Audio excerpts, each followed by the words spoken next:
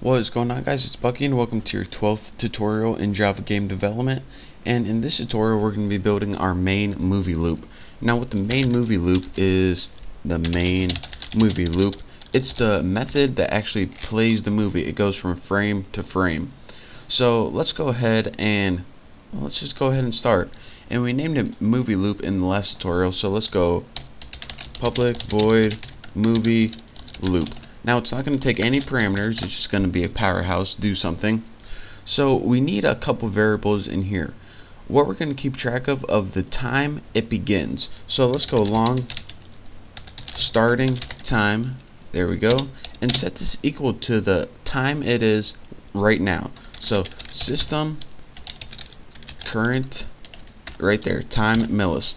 And what this does is it goes on your computer, on your clock, and gets whatever time it is when this animation starts, or the time right now. So now we have a starting time, easy enough.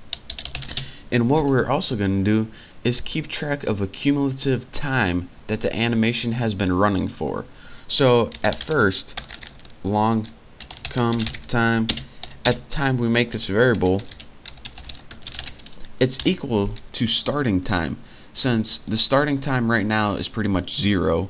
So the cumulative time it has been running for is 0 because we didn't do anything yet. We just typed one line of code and we didn't make any loops.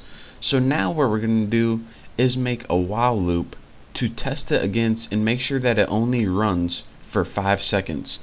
So let's go ahead and put while, and put while cumulative time minus starting time is less than 5,000 milliseconds, of course.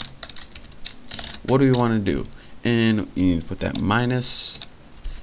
And what this is going to do is the first loop, this is going to be 0 minus 0, while this is less than 5,000. Then run this code, and this is going to play your movie. And if you're saying, alright, then how does this get above 5,000? Well, in this code we're going to keep adding to cumulative time. So whenever cumulative time gets above 5,000, like 6,000, 6,000 minus 0 is 6,000. This would be false, so it wouldn't run anymore. So that's how we're pretty much going to do this. But now we need one more variable, and that's the time that passes from each loop. So long time passed, and what do we want to do? We want to set this equal to system current time millis.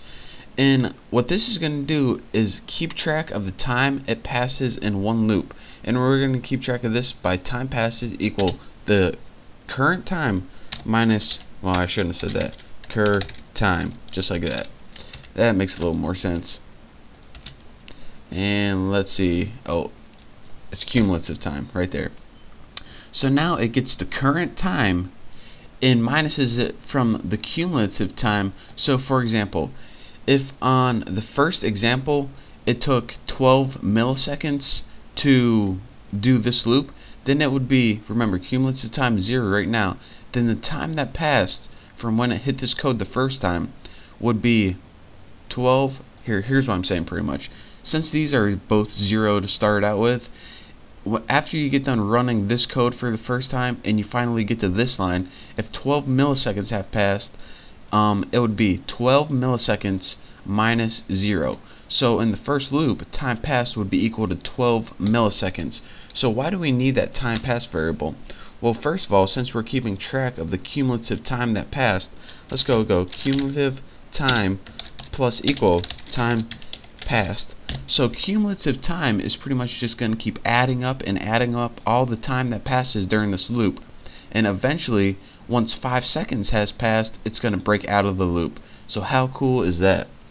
And also what we need to do is go to our animation class, update, and put time passed right in there. And remember, in our animation class we made this update method, and it pretty much keeps track of how long the movie should be playing, and once it surpasses the length, or excuse me, the total time that it should be playing, then it quits. So, or excuse me, it restarts the animation. That's what it does. So let me go give you guys an example one more time. Alright, whenever you start, because I know this is probably the most confusing part of this entire animation, but once you get this, you'll be good. So time begins, say it starts at 0, where it's just beginning our animation. Cumulative time, we're set this equal to 0 as well. Now this is the loop that runs over and over again. These only run once. Cumulative time is only set to 0 one time. Then it changes. So while 0 is less than 0, minus 0, excuse me, so this is 0 is less than 5,000, which is true, then what do we want to do? Well, this time passed is probably equal to somewhere around 12 or something by now. So the current time minus 0 would be like 12 milliseconds or something like that. And now cumulative time equals 12 because 12 equals 12. And if you ran it again and time passed equals 12 milliseconds on the next time, then it would be equal to 24, then 36, then 48, and it would keep accumulating time until it finally got more than 5,000. In every loop, it counts the time that passed from the last loop and it sends it an update. So this time passed is probably going to be like 12 each time, but whenever you call this method, then it needs this information. So that's why we needed to get that variable. So now let's start drawing stuff on the screen. So graphics G equals screen dot get full screen window and get graphics. And we did this in our last tutorial, so you should know we're just making a graphics object. And all this stuff is review, but I mean, it's necessary. Next, we're going to make a draw method, and we're going to pass it the G, of course. And when you're done, don't forget to dispose of your graphics object. Is just good housekeeping. Now, what we want to do after we're done drawing, we always want to sleep for a little bit, and this gives everything time to catch up. So thread.sleep for 20 milliseconds. And this means do nothing at all for 20 milliseconds in case something's running in the background. We'll give you time to check up. So, or excuse me, catch up. Next, let's catch exception EX. Don't handle it at all. And gotta capitalize that stuff right there.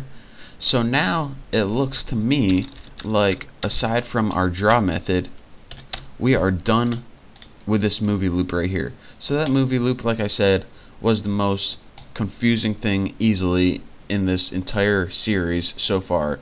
But once you get this movie loop and you know how the time works, then you could pass that time into update. And that's pretty much why we did it. We need to get all that so we could pass this information into our update. So in the next tutorial, we're going to be finishing this whole animation set, and we're going to be done with animation. So, these two tutorials and these two classes are a pain to walk through, but I mean, they're necessary. So in the next tutorial, we're going to be finishing that draw method from right here, and also we're going to be running it and see what the final product looks like. So thank you guys for watching. Don't forget to subscribe. Can't wait to the next tutorial, and I'll see you then.